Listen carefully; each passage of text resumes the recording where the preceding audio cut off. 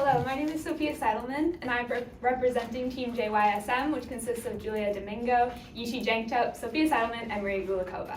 This is our Project Green Challenge CAT presentation. Today I'm going to tell you about our team's growth throughout the Project Green Challenge, the discoveries our team has made, and the most meaningful things that have impacted us. I'm also going to talk about our climate action project and how we're helping our high school become more sustainable.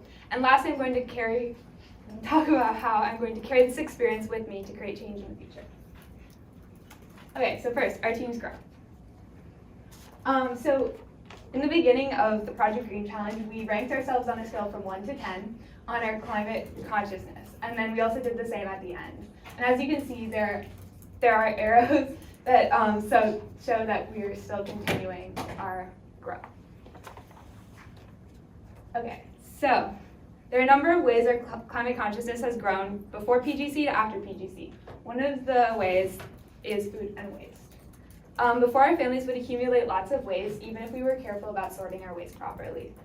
For transportation, we would sometimes drive distances, even if it was unnecessary to, and for shopping, we would spend money to get products before considering if they were fair trade, fast fashion, or would produce extra waste. However, after PGC, we have all taught our families and are teaching our communities about their carbon footprint and how their choices make an impact on the world. We have all changed our families' grocery habits for the best by making sure that we're buying less plastic and buying in bulk.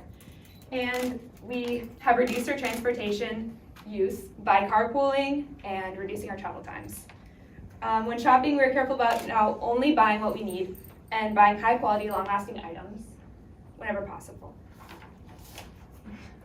So our perspectives on ourselves before and after we participated in this challenge have also changed. Before, we felt like we couldn't make a difference in this point in our lives. We thought we were too young to be able to make an impact on climate change. We felt our voices would be lost and that we would remain unheard.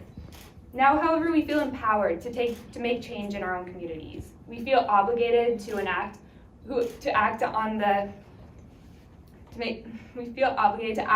upon environmental issues that we see and find a solution to harmful human actions. We now feel as though we can make a change outside of ourselves.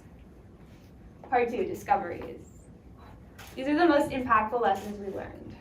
First, learning about water quality was relevant to all of our lives. We used to think that water issues only happened in certain communities in the United States and in the world.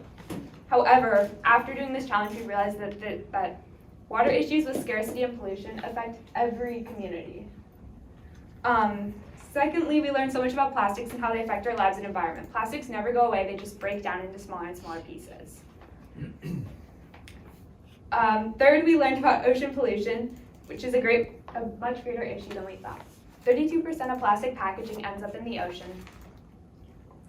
And lastly, climate injustice has a major impact on us when we're researching it. We learned that all of these issues that we just mentioned impact low-income communities much more than any other group. This is because there are fewer restrictions on factories and plants near low-income neighborhoods.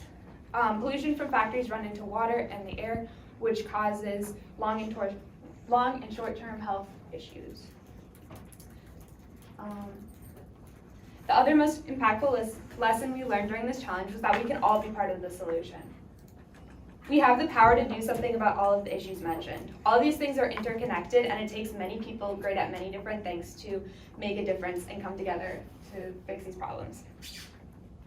Part 3 is our climate action project. Our purpose in our climate action project is to make a sustainable program for our high school to fix the disposal methods of our food waste and to make our school a leader of Edina Public Schools in composting so other schools in our district can follow.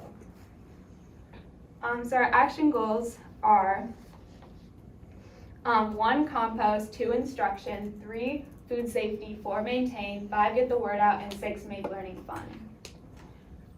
First, I'm going to talk about composting. The problem is that I couldn't find any compost bins in our school. There's only recycling and trash bins, and according to a study done by Minnesota Pollution Control Agency, over 78% of school waste could be diverted from trash to organics composting and container paper recycling collection programs. Second, instruction. The problem is that there are no signs over any bins at our school other than the trash bins. Recycling is a very picky process, and if trash gets into these bins, everything is going to the landfill. So we need to make clear, eye-catching, fun signs that will get students' attention and help them sort their trash properly. So third, food safety.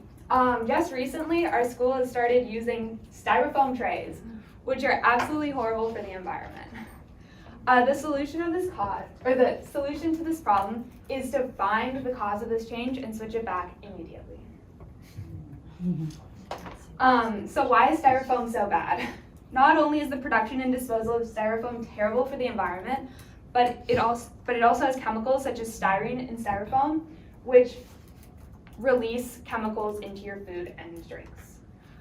When warm temperatures such as hot foods are on these trays, they cause more chemicals to come off the styrofoam and into your food. 4 is maintain. During the 2019 to 2020 school year, these compost stations were created by students at my school. These are no longer at our school, and composting doesn't happen anymore. This is such a problem because we need to make sure that we can continue our composting goals. So we want to make sure that things are as easy as possible and cost efficient for students and staff to continue this program. 5 is get the word out. We need to talk to our EHS newspaper and our Edina city paper to do interviews and get the word out about our cause. And then 6, make learning fun. The problem is that students may think that learning about school waste sorting is just another school-related task. One idea that I've been working on is an app prototype where students are able to test their trash sorting knowledge and learn something in the process. How would this app be used? We are thinking that when we start implementing our composting program, that we could have these games available for students to try and get the reward and sort them all correctly. Part 4, our futures in social and environmental change. Okay. In our last years of high school, we plan to create lasting programs by improving our composting project. Secondly, we are going to spread the news of the Project Green Challenge, and we're going to leave AHS a better place. After high school, we have a plan for a continued environmental commitment. Some of us are going to study environmental science and sustainability in college and find a career with the main purpose of helping the environment however we can. And others are planning to go into the medical career, and they're excited to find ways to make their careers more sustainable by such as making medical gloves made of environmentally safe materials. We pledge to go out of our way to help the environment however we can and practice sustainability. We will always work to make a difference or change in our communities for the better because we know now we have the power to. Thank you.